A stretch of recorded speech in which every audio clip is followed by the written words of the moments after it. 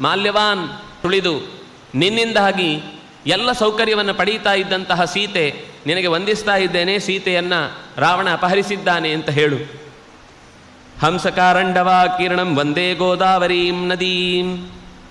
ಗೋದಾವರಿ ನದಿಗೆ ನಾನು ನಮಸ್ಕರಿಸ್ತಾ ಇದ್ದೇನೆ. ಹೇ ಗೋದಾವರಿ, ನಿತ್ಯವೂ ನಿನ್ನಲ್ಲಿ ಒಂದು ಸಂಧ್ಯೆಯನ್ನು ನಡೆಸ್ತಾ ಇರುವ ಹೊತ್ತಿನಲ್ಲಿ ನಿನ್ನನ್ನು ಕೇಳಿ ದೇವತೆಗಳಿಗೆ ತರ್ಪಣಾದಿಗಳನ್ನು ಕೊಟ್ಟು ಕರ್ತವ್ಯವನ್ನು ನಿತ್ಯಾನುಷ್ಠಾನವನ್ನು ಮಾಡ್ತಾ ಇದ್ದಾಗ ನೀನು ಪ್ರೀತಿಯಿಂದ ನನ್ನ ಕೈಗೆ ಒದಗಿ ಬಂದು ಆ ನೀರಿನ ಮೂಲಕ ದೇವತೆಗಳಿಗೆ ತೃಪ್ತಿಯನ್ನು ಒದಗಿಸ್ತಾ ಇದ್ಯಲ್ವೇ? ಓ ತಾಯಿ, ಹೇಳು. ಕ್ಷಿಪ್ರಂ ರಾಮಾಯ ಶಂಸತ್ವಂ, ಕೂಡಲೇ ಹೇಳಿಬಿಡಿ ನನ್ನ ರಾಮನಿಗೆ ಈ ರಾವಣ ಸೀತೆಯನ್ನು ಹೊತ್ತೊಯ್ದಿದ್ದಾನೆ ಅನ್ನುವ ಸಂಗತಿಯನ್ನು.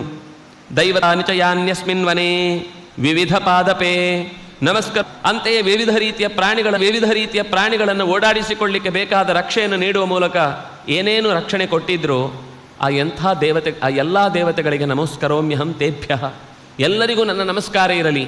ಅಂದರೆ ಅವಳು ರಕ್ಷಿಸಿ ಅಂತ ಮಾತ್ರ ಹೇಳಲಿಲ್ಲ.